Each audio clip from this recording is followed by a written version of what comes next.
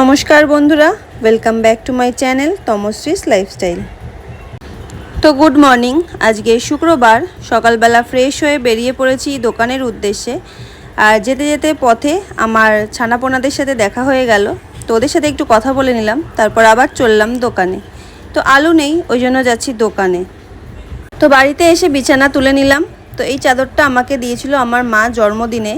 তো অনেক দিন ধরে পাতবো করে পাতা হচ্ছিল না, তো আজকে পেতেই ফেললাম। তো চাদরটা বেশ ভালো লাগছিল আর ভীষণ বড়ও ছিল। কোনো চাদর আমার বিছানাকে কভার করতে পারে না, কিন্তু এই চাদরটা দেখলাম পুরো বিছানাটা কভার হয়ে গেল। তো ততক্ষণে ওয়াশিং মেশিনের কাচা হয়ে গেছিলো, তো সেগুলোকে মেলে দিলাম।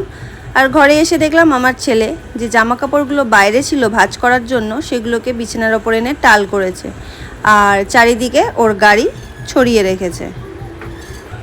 তো রোজই ভাবছিলাম যে এই তাকটা আর টিভির তাকটা মুছবো, কিন্তু হয়ে উঠছিল না, রোজই ভুলে যাচ্ছিলাম কোনো না কোনো কারণে। তো আজকে ছেলে যেই বলল যে মা টিভি চালিয়ে দাও, টিভি দেখবো, তো আমি ঝটপট রান্নাঘরের কাজ ফেলে রেখে এসে আগে এটাকে পরিষ্কার করলাম, যাতে ভুলে যাওয়ার আগে এটা পরিষ্কার হয়ে যায়। তো আগে টিভির তাকটা করে নিয়েছিলাম, এখন এই তাকটা পরিষ্কার করছি। আর এই যে মালয়েশিয়া স্ট্যাচুটা, টুইন টাওয়ারের যে স্ট্যাচুটা রয়েছে, ওটা গৌতম যখন মালয়েশিয়া গেছিলো তখন আমাদের এনেছিল আমাদের জন্য, কিন্তু ওটা সাজানো হতো না। তো অবশেষে এইখানে এটা জায়গা পেয়েছে। তো বহু বছর ওটা ভেতরে বন্দি হয়ে পড়েছিল, তো এখন এটাকে বের করে রিসেন্ট এটাকে রেখেছি এখানে। আর এদিকে বেসিনটাও অনেকটা অপরিষ্কার হয়ে গেছিলো, তো স্নান করতে যাওয়ার আগে ভাবলাম যে বেসিনটাও পরিষ্কার করে দিই, বাড়িতে লোকজন আসবে, নোংরা থাকলে বাজে দেখায়। আর তাছাড়া বেসিন অপরিষ্কার হলে আমার নিজেরই কেমন একটা হতে থাকে অস্বস্তি, তো তাই ভাবলাম এটা করেই ফেলি। তো এখন সন্ধেবেলা রেডি হয়েছিলাম একটু বাজারে যাব বলে। চলে এসেছি বাড়িতে। রাস্তায় আর ভিডিও করিনি, কারণ একে তো গরম, দ্বিতীয়ত আমাদের এখানে মেন রোডটা পুরো ঘুরেছে।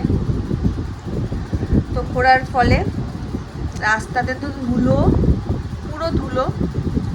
আর ঘোরার ফলে গাড়িগুলো এমনভাবে যাচ্ছে যে নিজেদেরই যাওয়ার রাস্তা নেই, ওই জন্য আর আমি ভিডিও করিনি।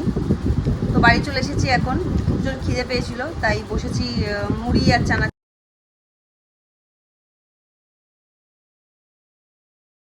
এই যে মুড়ি আর চানাচুর নিয়ে বসেছি। ছেলে নেই, ছেলেকে পাঠিয়েছিলাম আমার শাশুড়ির সাথে ননদের বাড়ি কাছেই।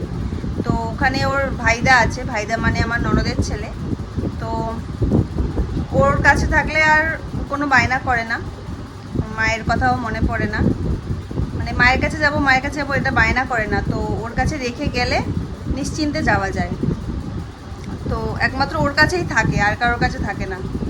তো ওই জন্য ওর কাছে পাঠিয়েছিলাম।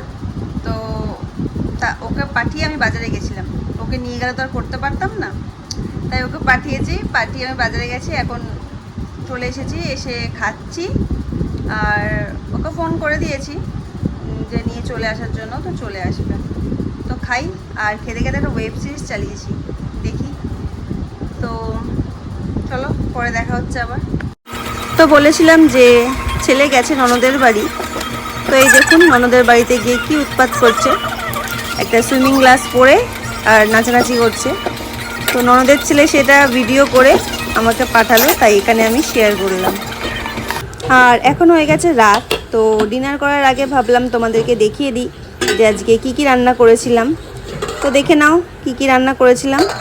আর ডিনারে যাওয়ার আগে ভিডিওটা এখানেই শেষ করলাম। টাটা, দেখা হবে আবার কাল।